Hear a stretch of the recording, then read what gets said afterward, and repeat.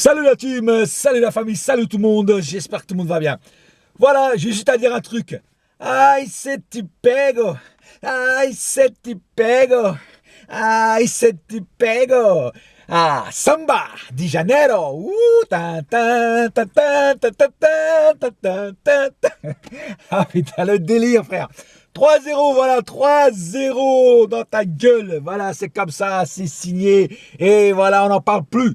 Voilà, donc un bon match dans l'ensemble, mais il y a quand même quelques petits trucs que j'ai pas trop aimé, surtout le milieu de terrain et surtout deux joueurs qui m'énervent en ce moment, et je vais en parler un peu plus tard.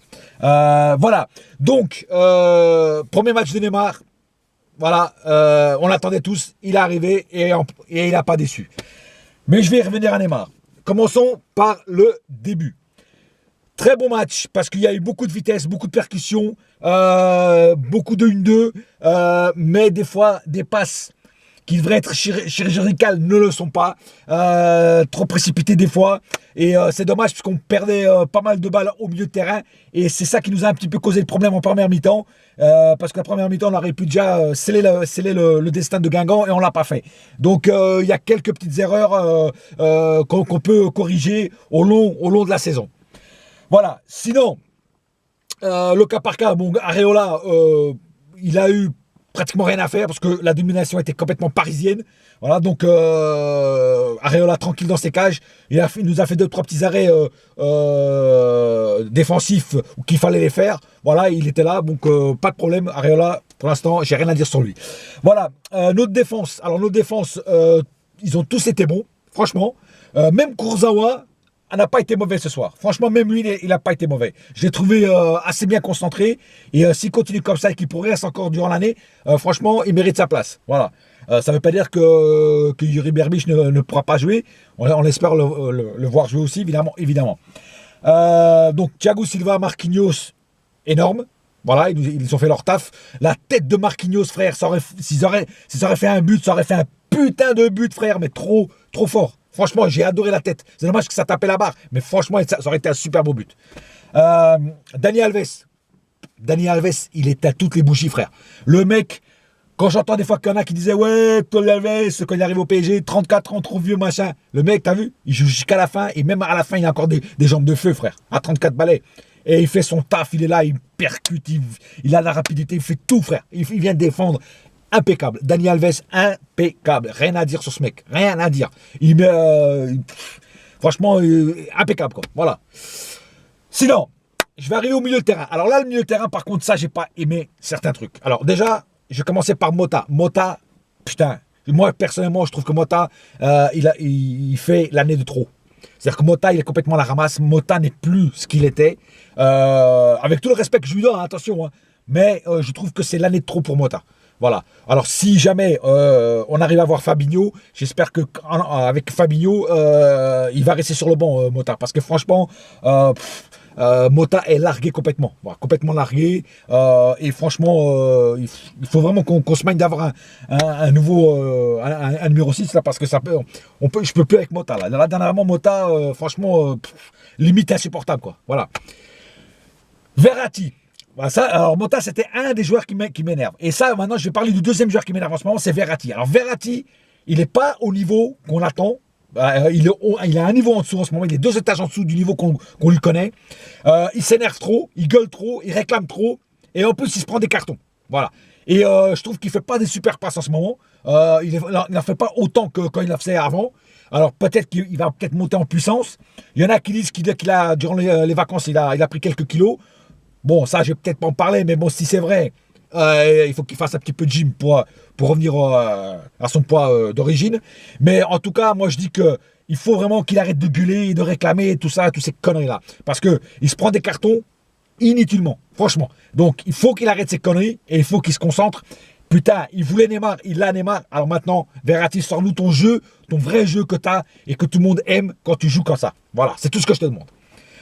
Rabiot, il a été pas mal dans l'ensemble, mais il a quand même perdu beaucoup de balles au milieu. Il a perdu trop de balles à mon goût, même s'il a fait 2-3 trucs pas mal, mais il a quand même perdu beaucoup de balles. Donc Rabiot, il faut quand même aussi que tu montes ton petit niveau aussi et que tu reviennes au top comme tu étais avant et comme aussi comme on te connaît. Parce que tu es un joueur qu'on aime bien et je pense que avec un petit peu de temps, je pense que tu reviendras au top. Voilà. À l'avant. Alors à l'avant, Di Maria, pas terrible. Pas terrible.